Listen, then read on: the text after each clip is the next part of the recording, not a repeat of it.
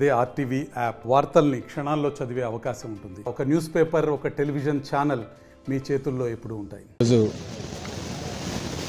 Parliament ఎలక్షన్స్లో ప్రచారంలో భాగంగా మిర్యాలగూడలో గవర్నమెంట్ జూనియర్ కాలేజీలో వాకర్స్ తోటి మాట్లాడటం జరుగుతూ ఉంది. అందరూ కూడా మోడీ గారికి ఓటేస్తాం. ఈ దేశానికి జరిగే ఎన్నిక ఇప్పుడు మనం మోడీ గారికి, కమలం గుర్తుకి, భారతీయ జనతా పార్టీకి ఓటేయకపోతే మనల్ని మనం మోసం చేసుకున్నట్టే చాలామంది అంటా ఉన్నారు. ఎందుకంటే అందరూ గమనిస్తూ ఉన్నారు ఈ 10 ఏళ్లలో దేశంలో జరిగిన అభివృద్ధి, ఈ 10 ఏళ్లలో ఇండియాకి వచ్చిన పేరు. ఎక్కడ చూసినా ఈరోజు మన జీడిపి పెరుగుదల కానీ వీటన్నిటిని దృష్టిలో పెట్టుకొని దేశ సమగ్రత కోసం, దేశ సార్వభౌమాధికారం కోసం, దేశం భద్రంగా ఉండాలంటే మోడీ గారు ఉండాలని మాట్లాడుతూ ఉన్నారు. అది కాకుండా లోకల్కి వచ్చేసరికి మొత్తం ప్రియాంక గాంధీ దగ్గర నుంచి అందరి దగ్గరికి తీసుకొచ్చి 6 గ్యారంటీలని 600 అబద్ధాలు చెప్పించి ఏ ఒక్కదాన్ని నిజం చేయకుండా అన్ని అబద్ధాలతో కాలం గడుపుతూ 100 రోజుల్లో చేస్తామన్నారు. ఇంతవరకు ఒక్క గ్యారంటీ కూడా అమలు చేయకుండా ఏమన్నా అంటే మాకు అప్పులు ఉన్నాయంటా ఉన్నారు.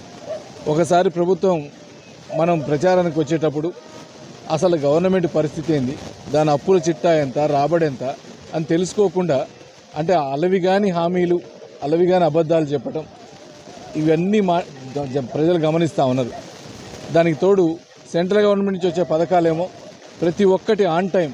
ఈరోజు కిసాన్ సమ్మాన్ యోజన తీసుకున్నా, వీధి వ్యాపారుల లోన్లు తీసుకున్నా, ముద్రా లోన్లు తీసుకున్నా, ప్రతి ఒక్కటి ఏది అడగకుండా టైంకి వస్తూ ఉన్నాయి. లోకల్లో ఈరోజు కమిషన్ల రాజ్యం అయిపోయింది, పర్సంటేజీల ట్యాక్సుల రాజ్యం అయిపోయింది. ఈరోజు ఏ బిల్లు కావాలంటే 9% ట్యాక్సులు అంట. ఏ ప్రాజెక్టులోకి వచ్చినా మొత్తం ఏమన్నా అంటే మేము ఢిల్లీకి పంపాలంటా ఉన్నారు.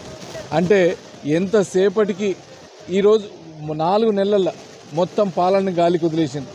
గవర్నమెంట్ ఎక్కడ కూడా అసలు ఒక పని జరిగేది లేదు. ఈరోజు మనం చూసినాం ఇక్కడ నాగార్జున సాగర్ ప్రాజెక్టు కింద వేలాది ఎకరాలు ఎండిపోతూ ఉన్నాయి. దాని గురించి ధర్నాలు చేసి రైతులకి ఏమన్నా ఎక్స్గ్రేషియా ఏమన్నా ఇచ్చే పరిస్థితి లేదు.